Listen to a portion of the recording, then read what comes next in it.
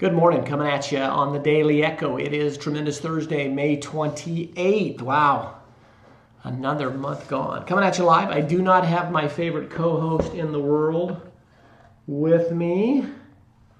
Got her in a picture though right here. So got a lot of pictures of my little one around here. So we'll still get through it today. Coming at you live today. Started a new book. This is not the book of the month yet. It might be. It's called The Impossible Just Takes a Little Longer, Living with Purpose and Passion. Art Berg, who passed away. Forward by Tony Robbins. I was given the recommendation to read this book by Chad Hymas. Art was the inspiration behind Chad's remarkable life that Chad lives now after Chad was injured and became a quadriplegic. Great book so far. I will probably utilize it. A lot of times on the Echo I tend to take what I'm reading and try to implement it because it's had such an effect on me. So today I want to read one of the first lines that I read in this book, and then we'll talk briefly about it, and we'll be done.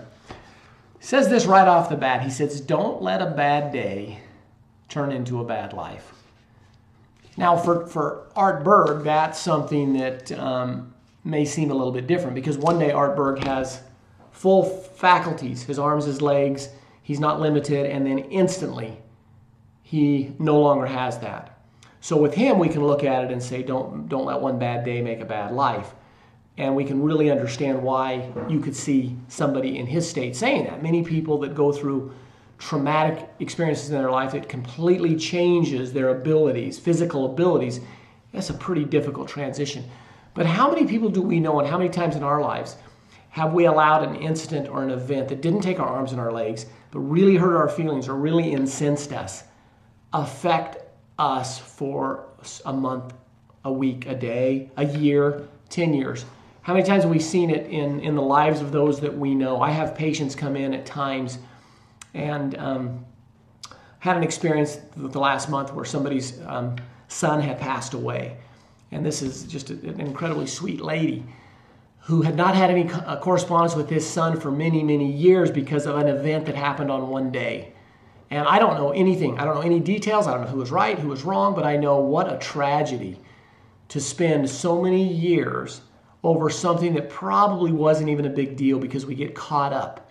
We get caught up in the need to be right. Dave Blanchard calls this the systemic thought process, to where it's only black, it's only white, it's only right, it's only wrong. There is no middle ground. And I hope that as we look at these things, we can look at things and understand that they are just events. Zig Ziglar says, that events do not define who we are. They're just events. And, we as people can get through those without it affecting us whatsoever. He says failure is an event. It's not a person. And yet, as I reemphasize this statement as I close up here, don't let a bad day turn into a bad life.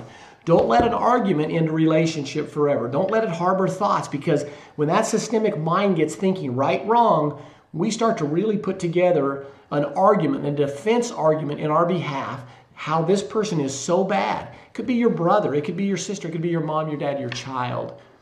And I can promise you it's not worth it. We need to get out of that mindset and try to understand what other people are thinking.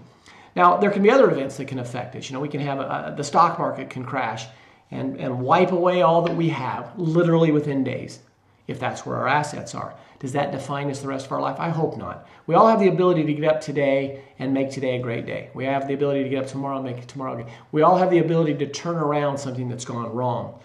But when we get in the systemic mind, black, white, right, wrong, there's only one of two choices all the time. There's no gray and there's no intermediate. Then we fall into these categories. So if you have something that has gone amiss in your life, if you've had that bad day, that bad argument, that bad experience, please rectify it. Just today, one of my dear friends who's a patient came in, tears in his eyes, and I'd ask what's going on, how's he doing? His son, who had been his business partner, tragically passed away on Friday, an accident. Completely unexpected, changed his life, changed the whole family's life. Now, fortunately, they had an incredible relationship.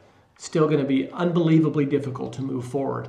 But how much more difficult would that be had they spent the last 2 to 3 to 4 to 5 years, or like this other patients of mine, the last 5 to 6 years without ever talking to one another? It is not worth it. Many of these things, our brain makes them so much bigger than they are that they are minuscule when it comes to actually what they are, but we can tend to make these things and expound them. So don't let a bad day make a bad life. Keep that thought process. I think it's a great idea. I'm looking forward to reading this book. I will keep you updated, I'm sure. Have a tremendous Thursday. Enjoy family. Love your family, your friends. Have fun today. As always, thanks for taking time to watch the Daily Echo.